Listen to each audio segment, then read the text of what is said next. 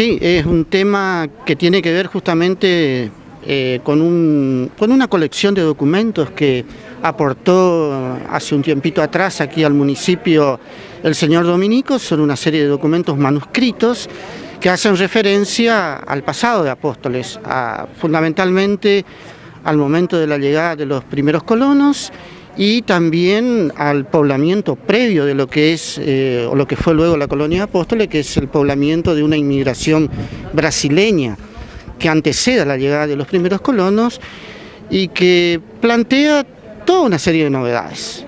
Inclusive plantea también esa documentación la revisión de ciertos conceptos, de ciertos datos históricos que manejábamos hasta este momento, y que desde esos manuscritos adquieren, digamos, otra lectura también, ¿no? Muy interesante, muy novedosa. Por ejemplo, una de esos menciona el 26 de agosto de 1897 como la llegada del primer día, hay un día de diferencia por lo menos, pero son documentos oficiales. Claro, menciona el 26 de agosto como el día de la llegada de los primeros colonos. Otro detalle es, por ejemplo, que la lista que aparece allí de esos primeros colonos que llegan ese primer día no coincide con la lista que manejamos nosotros, con la lista que se armó posteriormente. Y luego no todos llegaron directamente desde Europa. Resulta que muchos de ellos eran en realidad inmigrantes que ya andaban dando vuelta por las provincias argentinas sin tener un lugar y terminaron viniendo acá.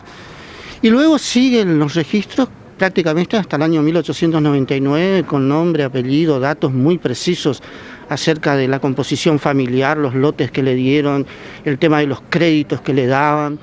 En realidad esa documentación plantea mucho para revisar, mucho para cotejar, mucho para indagar sobre más documentación.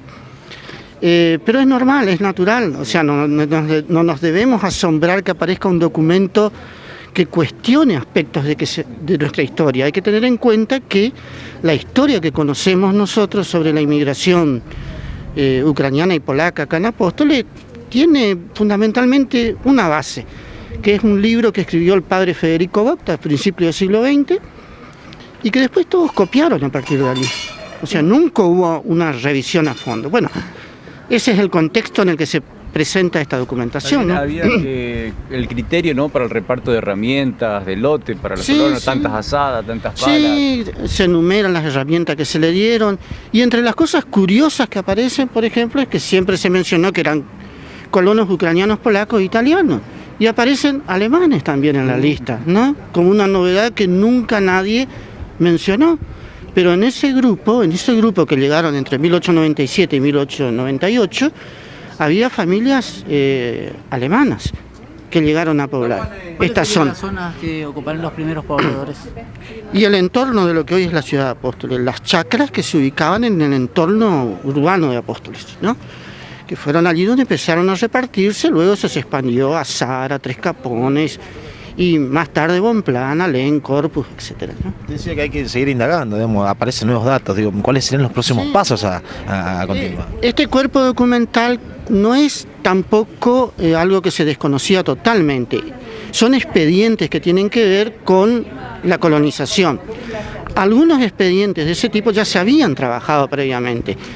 Por ejemplo, esta documentación que tenía el señor Dominico, que es el duplicado que quedó acá de un original que fue a Ministerio de Agricultura de Nación. Estos mismos documentos están en el Archivo General de la Nación en carpeta, que es la documentación que llegó allá. Parte de esa documentación previa a la llegada de los inmigrantes, del cual hay un expediente acá, es uno de 15 expedientes. Los restantes, o sea, los 15 están en el Archivo Histórico de la Ciudad de Corrientes, por ejemplo, porque eran de la época en que esta zona era parte de la provincia de Corrientes.